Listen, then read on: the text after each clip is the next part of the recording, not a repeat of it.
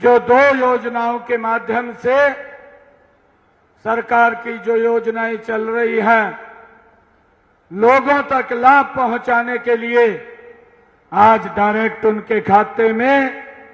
मुआवजा राशि क्षतिपूर्ति पोर्टल के माध्यम से आज डायरेक्ट उनके खाते के अंदर पहुंचाने का काम आज इस योजना के माध्यम से किया है। मुझे आप लोगों को ये बताते हुए कि ये 2 योजनाएं जो क्षतिपूर्ति पोर्टल, इसके माध्यम से आज जो हरियाणा प्रदेश के 54,000 किसानों की प्राकृतिक आपदा के कारण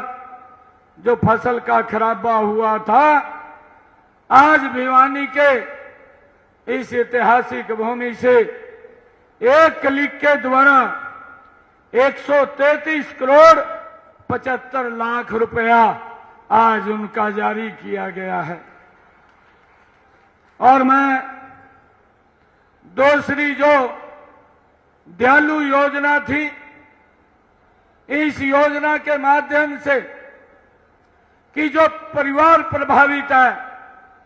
और कहीं ना कहीं दुर्घटना का परिवार शिकार हुआ है, सरकार ने उनके परिवार को संबल देने के लिए ये दयालु योजना चलाई है। और इस योजना के माध्यम से आज हरियाणा प्रदेश के 3,527 परिवारों को 131 करोड़ 14 लाख रुपए की राशि आज उनके खाते के अंदर ये पहुंचाने का काम आज यहां से किया है। भाइयों, सरकार विभिन्न योजनाओं के माध्यम से चाहे किसान है चाहे गरीब है, उसको मजबूत करने का काम ये लगातार हमारी सरकार कर रही है। मुझे ये भी बताते हुए बड़ा हर्ष हो रहा है कि पिछले 10 वर्षों में आदरणीय नरेंद्र मोदी जी के नेतृत्व में योजनाबद्ध तरीके से प्रधानमंत्री फसल बीमा योजना चला करके किसानों को सुरक्षित और मजबूत करने का काम इन 10 वर्षों के अंदर ये हमारी डबल इंजन की सरकार ने किया है। मैं जब देखता हूं, मैं पूर्व की सरकार का भी कार्यकाल, जो उनका कार्यकाल में मुआवजा दिया गया है, जब मैं उसको भी देखता हूं तो एक जमीन आसमान का अंतर हमें दिखाई देता है। पिछले 10 वर्षों के अंदर कांग्रेस की सरकार ने जो मेरे हरियाणा प्रदेश के किसानों की फसल का खराबा हुआ, मात्र 1100 करोड़ रुपया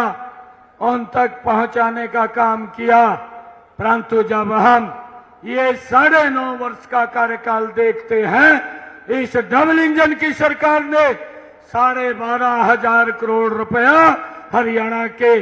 किसानों की फसल के खराबे का पहुंचाने का काम किया है। और आज भी लगभग जो मैंने बताया है 133 करोड़ 75 लाख रुपया आज भी इस क्षतिपूर्ति पोर्टल के माध्यम से किसानों के खाते के अंदर हमारी सरकार पहुंचाने का काम कर रही है। किसान सशक्त हो, किसान मजबूत हो, लगातार नरेंद्र मोदी की सरकार किसानों को मजबूती की तरफ ले जाने का काम कर रही है। जब मैं ये देखता हूं कि हमारी सरकार ने जब किसान को डीएपी की आवश्यकता होती है या यूरिया की आवश्यकता होती है, मैं जब 2008-9 के अंदर उसके भाव देखता था, वो डीएपी का खाद का थैला वो 467 रुपए का उपलब्ध होता था, यूरिया का थैला 237 रुपए का उपलब्ध होता था। परंतु कांग्रेस की सरकार में उसके भाव बढ़ करके वो डबल से ज्यादा हुए हैं और डीएपी खाद का थैला 1200 रुपए का मिलना उनकी सरकार में शुरू हुआ। परंतु उन्होंने किसान हितैषी एक भी कदम नहीं उठाया किसान के ऊपर, वो 1200 रुपए का बाहर पड़ा। और आज भी 2022-23 के अंदर जब हम देखते हैं इस डीएपी यूरिया के भाव अंतर्राष्ट्रीय स्तर के ऊपर बढ़ करके फिर वो डबल हो गए थे, परंतु आज नरेंद्र मोदी जी के नेतृत्व में दिल्ली में किसान हितैषी वो व्यक्ति बैठा था, उसने तुरंत कैबिनेट की बैठक बुला करके एक निर्णय लिया कि ये जो इस खाद के ऊपर जो अतिरिक्त प्रभाव पड़ेगा वो किसान के ऊपर नहीं पड़ेगा, वो मेरी सरकार वहन करेगी और उसके ऊपर सब्सिडी देने का काम वो नरेंद्र मोदी की सरकार भाइयों लगातार कर रही है। इस बात को भी हमने समझना है।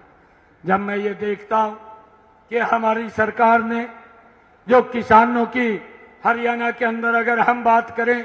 ये डबल इंजन की सरकार 14 अन्य फसलें भी एमएसपी पर खरीदने का काम ये हमारी सरकार कर रही है। भाइयों, इस प्रकार का दुष्प्रचार किया गया कि ये मोदी की सरकार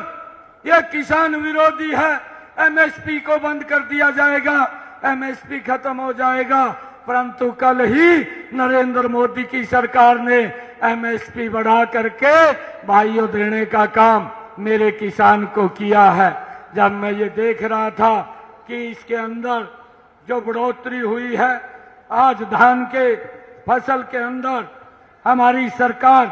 जो 117 रुपए की बढ़ोतरी ये नरेंद्र मोदी की सरकार ने की है, आज 2300 रुपए क्विंटल के हिसाब से किसान को उसकी धान की फसल खरीदने का काम ये नरेंद्र मोदी की सरकार करेगी। भाइयों, लगातार एमएसपी बढ़ा करके देने का काम ये हमारी सरकार कर रही है।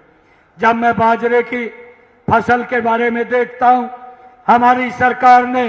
बाजरे के अंदर भी 125 रुपए की बढ़ोतरी की है। आज 2625 रुपए प्रति क्विंटल के हिसाब से भाइयों मेरे किसान का बाजरा भी खरीदा जाएगा। 135 रुपए की बढ़ोतरी ये मक्के के अंदर की है, मूंग के अंदर 124 रुपए की है,